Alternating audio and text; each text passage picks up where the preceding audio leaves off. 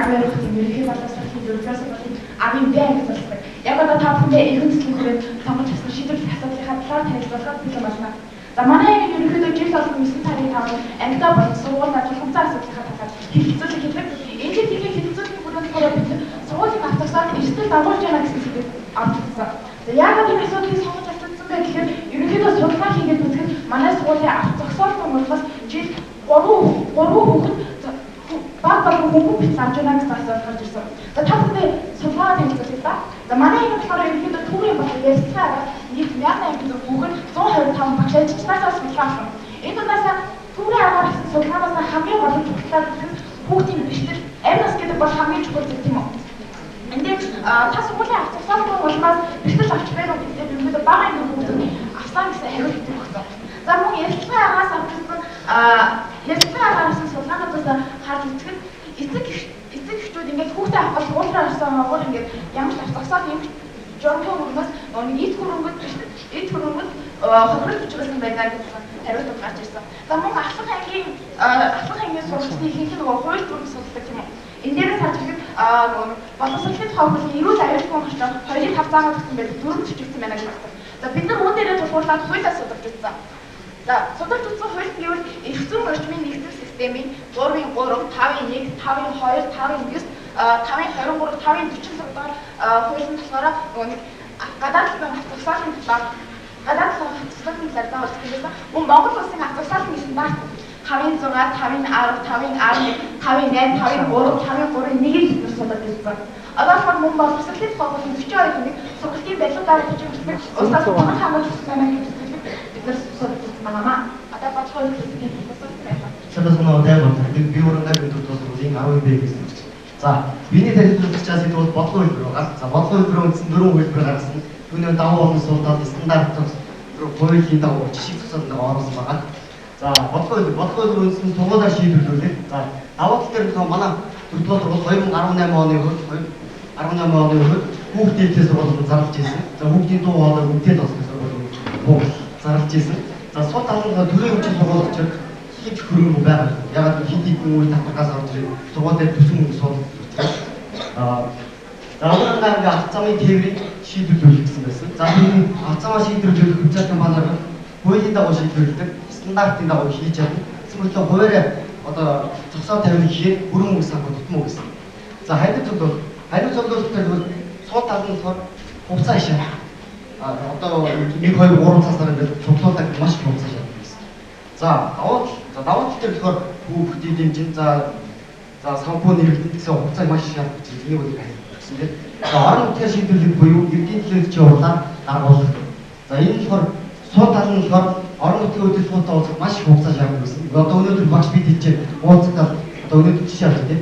Уулзахад очлоо гэж бодлоо чинь за 2 3 цагийн дараа за энэ заримдаа өвдөөс биш маргааш нөгөө төрөй маш их хугацаа шаарддаг. За давуу тал нь болохоор хүүхдийн дуу хоолой өвдөж болдог 2018 онд хувьд тэгжсэн. За 2020 оны 19 оны хувьд бол хот товч нэг ногоо байгуулж гэсэн үрээ манай тосолгүй маш өөр хий авч ирсэн. За асуудлын хурдан шийдвэрлэх боломжтой. За хуулийн дагуу бүх зүйл явуулдаг. За ийм учраас ерөнхийдөө энэ дөрвөн бодлогоос бол орон нутгийн бодлогыг бол авч үзэх нь бид онгочтой мөн гэж гаргаад за одоо манай дэлгэрэн бол манай эгчтэй тайлбарлах. Амин сурах юм байна. Цаг хугацаа сар хүрээ хөрөг санхүү үр дүн харан ангийн бодлогыг боловсруулаа. За бид үндсэн 4 бодлогоос хамгийн боломжит гэж үзсэн орон нутгийн эрдэнэ төлөвлөлт урлаад шийдвэр гаргуулах байсан. За юу дөрөвд бид сургуулийн захиргаанаар мэдээлэл хийсэн. За дараа нь эрдэнэ төлөвлөлт урлалын дараа иш төрөлтөд уулзсан аймгийн цэцэг дарга гар болоод мэдээлэл хийнэ. За бидний давуу тал нь гэх юм бол 2018 он хүүхэд хамгаалал жил байсан. За 2019 онд ирэх юм бол хот байгууламж эко жил байсан. За давуу тал нь гэх юм бол эмх цэгцтэй байдал үүсэн сурчид багш эцэгхийн стандарт хийсэн зогсоолтой болон хүүхэд бүрийн эрх зөрчигдөлгүй дугуй зогсоолтой болон хөгжлийн бэрхшээлтэй хүүхдүүдийг зориулсан зогсоолтой болж байна. Санхүүгийн хувьд бол сул тал нь гэх юм бол санхүү төсвийн хувьд бол асуудалтай байсан. Сурагчид дүрм журм мэдгүй учраас эмх замраагүй байдал үүсдэг. За үндсэн бодлого нь юу вэ гэвэл үндсэн хуулийн дагуу бүх зүйлийг шийдвэрлүүлэн за сургуулийн ав зогсоол эрсдэл дагуулж гэсэн сэдвээр төсөл бичээд иргэдийн төлөөлөлтөд урлаа шийдвэрлүүлэн за орон нутгийн иргэдийн төлөөллийн уралдаанд уулзаж иргэдийн төлөөллийн уралдаанд уулзсан болоод бид 2019 онд уулзсан. Ягаад гэвэл 18 онд уулзсан. 19 оныхаа санхүү төсөв тусгаж өгнө. За энэ болоод ирэх юм бол санхүү төсөв болоод 2 сарда баталж цуглуулна. За цаг хугацааны гэх юм бол бид 2018 оны 11 сарын 14-нд уулзсан. Ягаад гэвэл бид 19 оны санхүү төсөв суулгаж өгөх учраас за хэрэгч хугацаа гэх юм бол 2019 оны 6 сард хэрэгжнэ. За санхүү шийдвэрлэх хугацаа гэх юм бол 2019 оны 6 сар гэхэд авах тусгаалыг барьж байна. За дэмжигч талбар гэх юм бол сургуулийн захиргаа, эцэг их, залуучууд, багш ажилчид сургуулийн захиргаа, засаг дарга иргэдийн төлөөлөлд орсон байгаа. Эсвэлж бие талбарт бол байхгүй. За бид бол нийт 160 сая төгрөгийн хөрөнгө оруулалтыг барьж орсон. За өөр тийм авах тусгаалын сургууль байна уу гэхэд бид өөр хамгаалалтын аймгийн 20 дугаар сургууль гэж хэлсэн. Тэгээд нийтдээ бол 283 сая төгрөгийн хөрөнгө асуудлыг шийдвэрлэнэ. 저는 감사드립니다. 다들 의뢰 대상에 disclosure. 언어행위는 2018년에 리스카리 장난 시스템 의뢰 대상가 있었다가 이것들은 내가 적응사서 저보다 적응사 일단 이제 팀들이 저보다 적응사서 제가 같이 있습니다. 오니게다고 이제 조금 막시 아직도 정신도 저가요서 조금 저보다 제가 있었다. 아싸가 아싸시도 있다. 자, 돈에다가 조금 아싸는 동안 보여줄 밑에서 Мэдээллийн сонголтоо бид бүгэн өөрөөр хэлбэл намын тайлбарыг хийх дараа янз бүрийн зөвлөгөө авсан. Мөн барилга зэрлэгтэй дэлгүүрээр атсаад хийх хэрэгтэй материал түүний үнийн судалгаагийн санхүүгийн тавцаа гаргасан байгаа. За тэгээд мөн бид бүгэн төсөл бичсэн байгаа. Төсөл бичгтээ бид бүгэн төсөл бичээд бид бүгэн сургуулийн захиргаа хамгийн түрүүнд хандсан. Түүний дараа бид бүгэн өөр хамгаалалтын эрдэнэ төвчний хурлын дараа иждэрчтэй уулзсан. Иждэрчтэй уулзсан. Тэгээд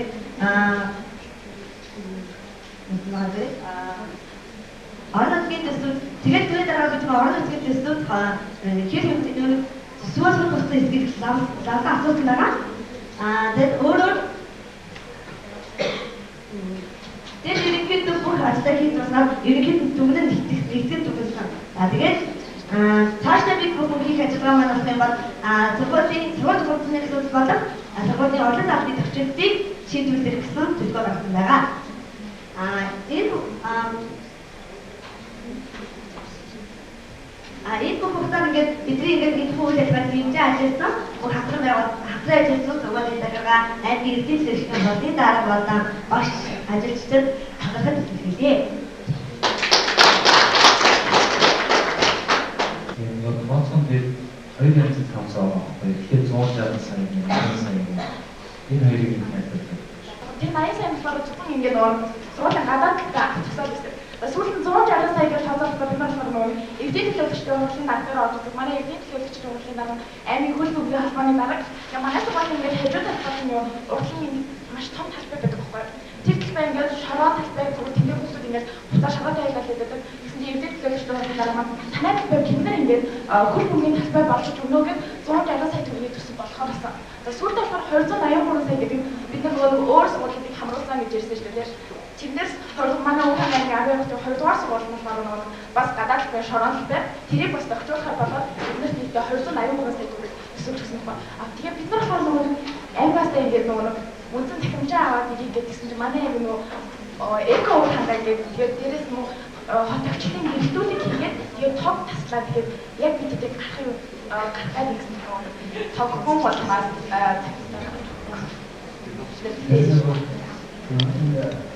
Замбайг тооцооч мэргэжлийн хүмүүс гэж тэгэхээр та нэг хийхдээ асууж хийсэн юм уу?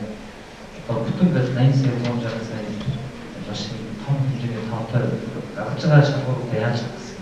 Бид нар нөгөө азаа гэдэг нөгөө тийм гадаад талбай нөгөө хавцасаар хэрэгдэг хавцаантай уулзаад тэднийхээ ингээ хүмүүсийн гэж байгаа гадаад талбай хавцасаар ингээ хэмжүүлээд тэгээд тоцгоо юу гэдэг багсаа байхгүй. Ерөнхийдөө бол зураг бүхний тэр нөгөө хавцад дээр. Яг тэр хамрын шинээр жадгийн зогсоор тэр бидний үргэлж тавьсан сургууль орчинд ямар компаниуд айл үлдээтэй юм бэ? Магадгүй машин алтайхан зогсоор хийчихээр өөр хүмүүс ирээд тавьчих юм. Яг санаа сургуулиас болон эцэг эхчүүдээс хэдэн тэр зогсоолыг ашиглах ямар хэмжээний төвлөрийг гэсэн тоо гардаг юм бэ? Ерөнхийдөө сорог хэсэгчлээс хавчсан 30 гишүүний зогсоод тэгээ 3 хүчний бишээсийн хүмүүсийн тэрнээс бас нийт 10 ондоо дугууны зогсоолыг хийсэн байна. Тэн дээр болохоор суулын жижиг гэдэг шиг тэн дээр болохоор ингээд суулын багш нар болохоор эхний 15 машины нэмээд эцэгч болохоор 15 машины нэмээд танаагийн суулын жижиг хэрэг хариуцж байгаа гэсэн байна. За бас бидний төрөмжөөс асуудал юм. Зогсоол байх газар мухлаг байсан байхгүй юу? За тэрийг яаж шийдвэрлэхээр бас нэг одоо бол нөгөө байгаль орчин эко хамгаалалт хэмжээд байхгүй юу? Тэгэхээр тэрийг болоод ирэхээр манай үр хамгаалалт цэцэрлэг түрээлэн байна. За тийш юм болоод ирэхээр мухлагыг нүүлгэх арга хэмжээ авсан. Тэр мөхсөн ингээд тэр чигт наваад тэр чигээр хөөхгүй нөгөө нэг амьдралын асуудал нөгөө амьдралаа залгуул дээр бид шууд аваад ирчих. Хуулийн давхар нь сургуулиас 500 м-ийн дээр мухтар байдаг гэсэн үг хууль байна. Шин хоёр асуу. Энийг хэмжээний мөнгөнд дөнгөж та нар өдөртөө ажил явуулаад энэ төсөл хийгээ шахалт үзүүлээд уулзаад ингээд шийдвэр чадсан байна. Гэхдээ очиж нөгөөс тийм ээ хэн хэдэн дүүр болсон бэ гэдэг уралдаан биш. Хэн яг асуудлаа шийдсэн байна вэ гэдэг шалгуур бидний байхгүй. Сурагчдаа юу сурсан бэ гэдэг. Тэгэхээр энэ амжилт энэ үр дүнг үзүүлэхэд бол та нар Монгол улс ямар хууль тогтоомж ямар явцсан байгууллагчгүй ямар хууль дүрмийн дагуу энэ шийдвэр гаргаж чадсан. Монгол улсын нөгөө үндсэн систем гэдэг юмас бид нар болохоор нэг шууд интернетээс ажиг нөгөө хуулиар нэрхсэн битгээд гэдэг чинь тэрийг бүр ингээд шүнжил суугаад уншаад ингээд байгаа. Бас засаг захиргааны хууль төсвийн тухай ойлгуулсан. Баярлалаа.